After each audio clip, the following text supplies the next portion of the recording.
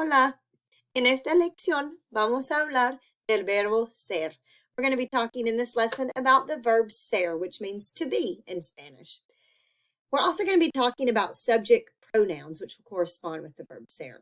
Since this is your first verb officially that we are learning in Spanish, okay, it's important to note that when we are using verbs in Spanish, they will need to agree with their subject. It's similar in English, but in Spanish it's much more specified because there are more forms of the verbs in Spanish, so we have to make sure that they agree with the subjects based on several different forms. So here you're going to see 6 different subjects that would carry different verb forms, but more than that when it comes to pronouns. So you'll see that some of these pronouns have more than one form, and we'll talk about the ones that are commonly used and the ones that are not used so much. So let's start with yo. Yo is what I'm going to use if I'm talking about myself and I'm saying I. I am a professor. I am happy. I go to the store. All right? Yo soy una profesora. Yo estoy contenta. Yo voy a la tienda. Okay. If I'm talking to someone else, if I'm addressing that person and saying you, I would use either tú or usted, depending on the situation. If it is a familiar situation, someone I use by the, call by the first name, someone I'm friends with, I would use tú. For example, hola Pablo, ¿cómo estás tú? All right. If I'm speaking to someone who I have a more formal relationship with, or someone I might be using a title with, then I would use usted. Hola, señor, ¿cómo está usted? If I'm talking about another person, and it's just one person, I would use either él or ella, depending on if I'm saying he or she. Okay, if I'm talking about another male, I would say él. Él es mi amigo. He is my friend. Ella es mi hija. She is my daughter. When using the plural forms, if I'm talking about someone else and myself, I would use nosotros or nosotras. So if you are a male and you are talking about yourself and anyone else, you would use nosotros, right? If you're a female and you're using the feminine forms for yourself, you would use nosotros if you're speaking of yourself and one or more males, and nosotras if you're speaking of yourself and one or more females, only a group of females. So keep that in mind, that those forms would be used only based on your gender, right? So only females would ever really use the nosotras form if they are speaking about themselves and others and other females. Vosotros y vosotras. These are forms that are not commonly used. They are only used in Spain. They are the familiar form of you all. So in English, when we are talking to a group of people and we say you, how are you all? Where are you all going, right? We could use vosotros or vosotras if we are speaking to a group and it's friends, but this is primarily just used in Spain and not in Latin America or other parts of the world where Spanish is spoken. So if you want to become familiar with that form, that's fine, but you might not see it utilized as much in print, in videos that you see, or in lessons or activities that you do. You're primarily going to be using ustedes. Ustedes is considered the formal or, more traditional form that is used. It's used much more commonly than vosotros or vosotras, and it is commonly accepted and utilized among friends or family or anyone in any situation. So ustedes can be used as the plural you all in pretty much any situation, and you'll be fine. As a rule of thumb, I always say, you can never go wrong using usted and ustedes. You would never offend anyone. If you do want to, show a clear indication to someone that you're on a more, familiar, friendly level, using the form of tú can kind of give that indication when you're speaking to one person. But in most situations, using ustedes is going to be more common among any groups of people. And then finally, using ellos and ellas. These are what we're going to utilize if we're describing a group of others, they, right? Ellos if it is a group of males or mixed group of males and females. And of course, ellas if it is just a group of females. So let's look at how these are utilized. Subject pronouns, okay? In order to use a verb, you you have to make sure it agrees with its subject pronoun. So we know that a subject pronoun takes the place of a noun. So we're wanting to describe Carlos, for example. We wouldn't want to continue repeating the name Carlos. Carlos es estudiante. Carlos es mi amigo. Carlos es muy bueno. Carlos va a la escuela hoy. We're not going to keep repeating Carlos's name, so we're going to replace that with a subject pronoun. So instead of continuing to repeat Carlos, we're going to insert él. So, as mentioned, there are 4 different subject pronouns that we can utilize to mean you, okay? When we are talking to just one single person, remember, we use tú and usted, whether it's an informal, friendly situation or a more formal situation. And then we use ustedes or vosotros or vosotras, okay? Again, vosotros y vosotros would only be utilized in Spain, again, among friends. So, can't go wrong with that ustedes, just as I mentioned.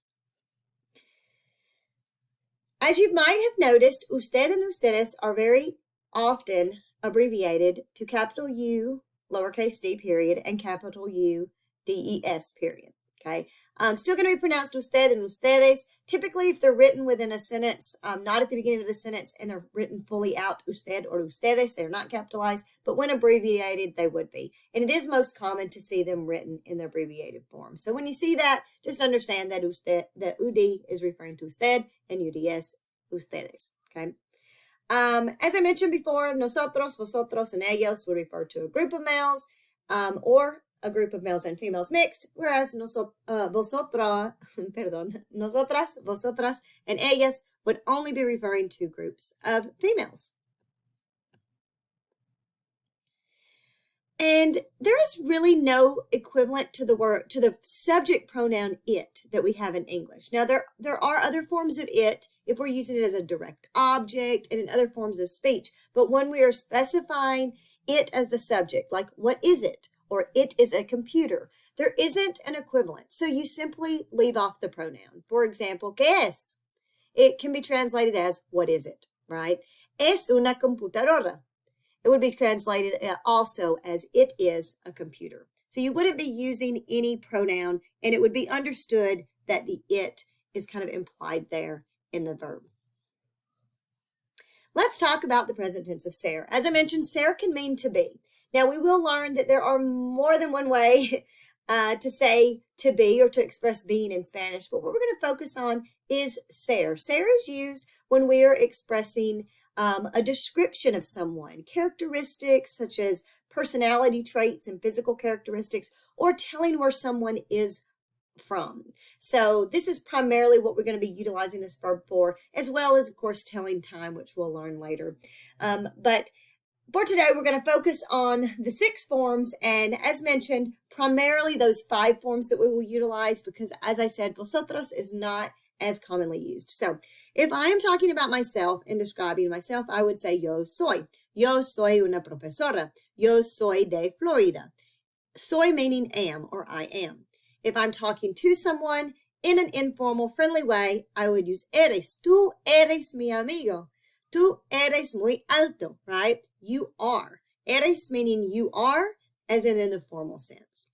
If I'm talking to someone, in the informal sense. And if I'm talking to someone in the formal situation, usted es. Okay? I would also use es if I'm talking about someone else, él or ella. So, notice that the form of the verb that is used with él and ella, he or she is in this case, is the same that would be utilized with the singular formal form of you, usted. So él, ella, and usted will always utilize the same form of the verb. So if I'm going to say you are very tall, and I'm talking to someone formally, usted es muy alto, right? If I'm talking about someone else, él es muy alto, ella es muy alta. Okay, in both cases using es. Can typically be translated as is, but of course when used with usted es, we would translate it as you are.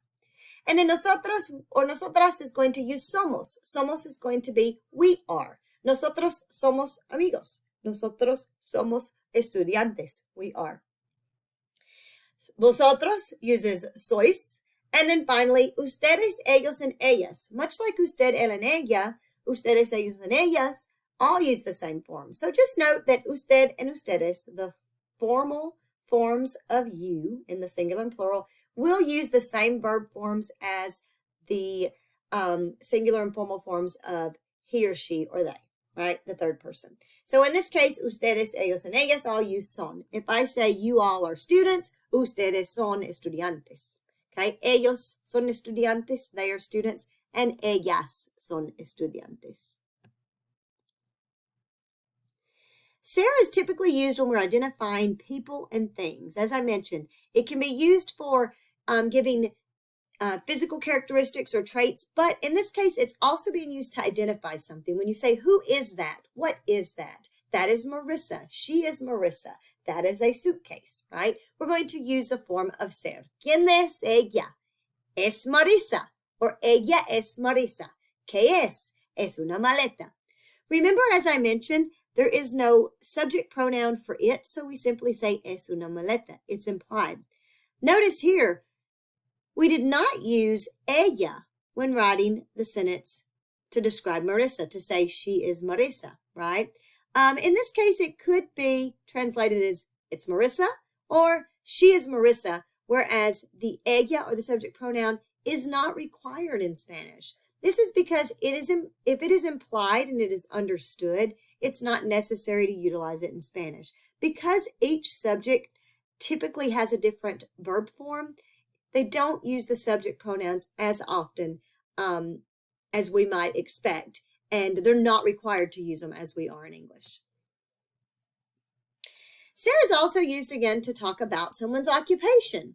Okay, Jimena es estudiante, Isabel es profesora. Again, you might look at this as identification of someone, who someone is, telling who someone is, whether identifying them by name or identifying them by what they do, their profession. They're a student, they're a daughter, they're a son, that is her mother. Those would all utilize the form of ser.